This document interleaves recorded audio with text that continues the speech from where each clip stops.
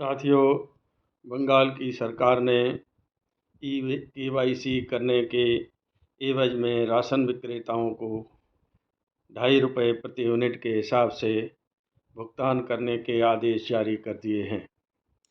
यह उन राशन विक्रेताओं की एकता का परिणाम है कि उन्हें केवाईसी करने के एवज में पारितोषिक दिया जाएगा तथा वहाँ की अदालतों ने भी हस्तक्षेप कर शासन को निर्देश दिए थे कि केवाईसी करने के लिए राशन विक्रेताओं को कुछ न कुछ पारितोषिक दिया जाना चाहिए। अब मैं अपने उत्तर प्रदेश के साथियों से भी ये पूछना चाहता हूँ, क्या उत्तर प्रदेश के राशन विक्रेता अन्य प्रांतों से गए गुजरे हैं? जबकि संपूर्ण भारत में उत्तर प्रदेश के राशन विक्रेताओं की संख्या सबसे ज़्यादा है। लेकिन यहाँ पर पता नहीं क्या खाकर हमारे राशन विक्रेता रोज़ाना अपने दिमाग को व्यायाम कराते हैं, लेकिन अपने हक के लिए यूनाइटेड नहीं हो पाते। कोई राशन विक्रेता कहता है कि मैं फलाँ के साथ हूँ, कोई कहता है मेरे फलाँ आका हैं, जब वो कहेंगे तभी होगा। अपने मन से स्वयं अपनी इच्छा से अपने अधिकारों के लिए लड़ने के लिए तैयार नहीं हैं। इसी कारण शासन हम लोगों की कोई बात सुनने को तैयार नहीं है। साथियों, जब तक एकता नहीं बनेगी तब तक कुछ भी नहीं होने वाला है। जैसा कि वहाँ राजस्थान में हमारे साथियों ने सबको दरकिनार कर स्वयं एक मंच के नीचे आए और शासन को अल्टीमेटम देकर आज दूसरे दिन भी उनकी हड़ताल मजबूती से है चल रही है और शासन लगातार अब प्रयास कर रहा है कि किसी तरह से उन राशन विक्रेताओं की हड़ताल को तोड़ा जाए, लेकिन ऐसा नहीं हो रहा है। अब मैं साथियों एक और बात आपके सामने रखना चाहता हूँ।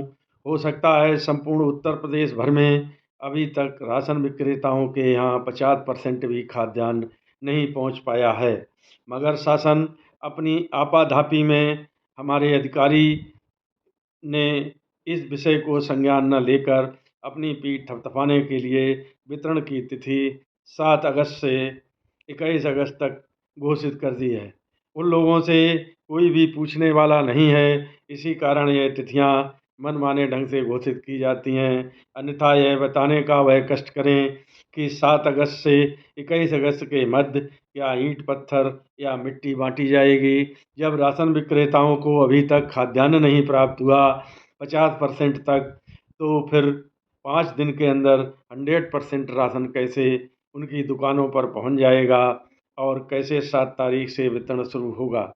मेरी ये समझ में नहीं आता, लेकिन अधिकारियों की इस जल्दबाजी के पीछे एक ही उद्देश्य दिखाई देता है कि किसी तरह से दुकानें खुलें और केवाईसी के लिए राशन कार्ड धारक उनके सर फोड़ें।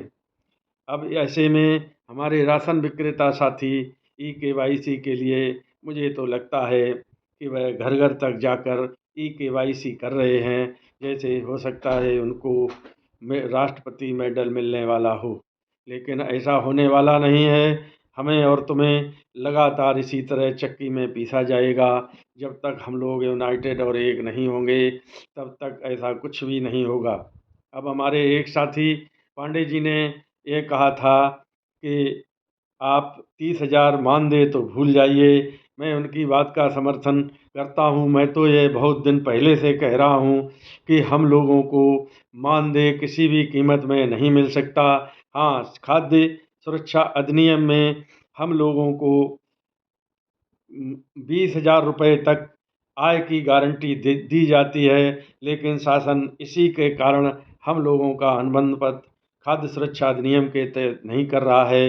यदि वह कर देगा तो हम लोगों को उन छोटे राशन विक्रेताओं को बहुत ही फ़ायदा होगा जिनका कमीशन 4,000 5,000 रुपये है। उनको शासन द्वारा बाकी बचे हुए पैसे दे करके 20,000 रुपये आमदनी प्रतिमाह करने के लिए बाध्य होना पड़ेगा। बहुत से साथी हमारे इस बात से चिंतित हैं कि उनको कमीशन 20,000 30,000 मिलता है, 40,000 मिलता है, वह उनका कट जाएगा। ऐसा नहीं हो सकता। हाँ, जिसका 20,000 से कम कमीशन है उसको शासन 20,000 रुपये आमदनी करने के लिए जो पैसा 20,000 से कम रहेगा उसको वह अपनी ओर से देंगे। ऐसा ही होना चाहिए। इसीलिए मैं लगातार शासन से मांग कर रहा हूँ कि हम लोगों के अनुबंध पत्र खाद्य सुरक्षा अधिनियम के तहत कराए जाएं। धन्यवाद। जय हिंद।